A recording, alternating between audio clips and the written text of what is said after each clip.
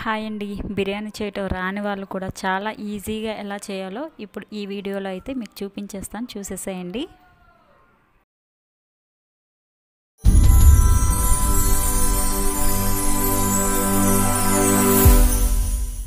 Hi అండి, అందరికీ నమస్తే. Welcome back to our channel, that is Lakshmi in Telugu. నేను మీ రామలక్ష్మి.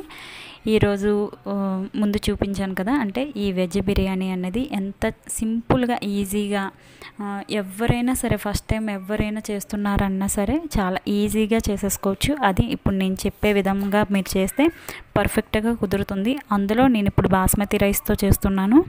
మీరు కూడా ఇక్కడ నేను చెప్పినట్టుగా మీరు డైరెక్ట్గా ఫాలో అయిపోతే చాలా ఈజీగా చేసేసుకోవచ్చు.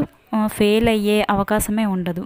అయితే స్టవ్ ఆన్ చేసుకొని మందపాటి బాండీ పెట్టుకోండి, అంటే అడుగు మందంగా ఉండాలి. అటువంటిది పెట్టుకున్న తర్వాత కొంచెం నెయ్యి అనేది యాడ్ చేసుకోండి. అంటే నెయ్యి ఎక్కువగానే తీసుకోండి, ఆయిల్ అనేది కొంచెం తక్కువ తీసుకోండి. ఎప్పుడు కూడా బాస్మతి రైస్తో చేయాలనుకుంటే నెయ్యి అనేది ఎక్కువగా తీసుకుంటే రైస్ అనేది పొడి పొడిగా ఆడుతూ అతుక్కోకుండా ముద్దలాగా అవ్వకుండా ఉంటుందన్నమాట. నెక్స్ట్ నెయ్యి ఆయిల్ కొంచెం హీట్ అయిన తర్వాత ఇక్కడ హోల్ గరం మసాలా, అంటే బిర్యానీ దినుసులు మనం వేస్తాం కదా, అటువంటి మొత్తం అన్నీ, అంటే జాపత్రి, లవంగాలు, ఇలాచి, షాజీరా, మరాఠీ మొగ్గ, అలాగే ఇంకా బిర్యానీ ఆకు, ఇవన్నీ కూడా వేసుకొని వేయించుకున్న తర్వాత ఇంకా నెక్స్ట్ అన్నీ కూడా ఇంకా 1 by 1 మనం యాడ్ చేసేసుకోవచ్చు. ఇందులో అన్నీ కూడా మన ఆప్షనల్ అండి. ఇక్కడ నేనైతే పచ్చిమిర్చి, ఉల్లిపాయ, క్యారెట్, పీస్, ఈ బఠానీ అనేది ఉంటుంది కదా, గ్రీన్ బఠానీ, అవి కూడా వేసుకోవచ్చు. మంచి ఫ్లేవర్ వస్తుంది, బాగుంటుంది టేస్ట్ కూడా. ఎప్పుడైనా సరే బిర్యానీ చేసేటప్పుడు ఇవి యాడ్ చేసుకోండి. ఇంకా కూరగాయల విషయానికి వచ్చేసరికి ఇంకా చాలా ఆప్షనల్స్ ఉంటాయండి, ఎన్నైనా యాడ్ చేసుకోవచ్చు. అంటే ఇంకా like potato, capsicum, meal maker, ఇవన్నీ కూడా మనం యాడ్ చేసుకోవచ్చు. అయితే ఒకవేళ ఏమీ లేకపోతే ఇలా సింపుల్గా ఉన్న వాటితో కూడా మనం చేసేసుకోవచ్చు ఈజీగా. అయితే ఇవన్నీ వేసేసి 1 by 1 వేసేయచ్చండి. ఒకదాని తర్వాత ఒకటి మగ్గించుకున్న అవసరం లేదు. ముందుగా ఇవన్నీ వేసేసిన తర్వాత ఇవి కాస్త త్వరగా వేగటానికి ఇక్కడ సాల్ట్ అనేది కొద్దిగా వేసి మూత పెట్టుకొని మగ్గించుకోవాలి. చూస్తున్నారు కదా, ఈ విధంగా మగ్గిన తర్వాత దీనిలో కొంచెం మనం అల్లం వెల్లుల్లి పేస్ట్ అనేది యాడ్ చేసుకోండి. నెక్స్ట్ ఇందులో వచ్చేసరికి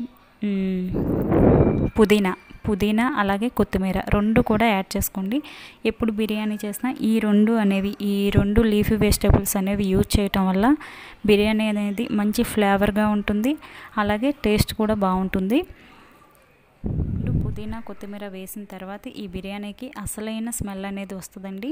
ఇల్లంతా కూడా మంచిగా గుమగుమలాడిపోతుంది.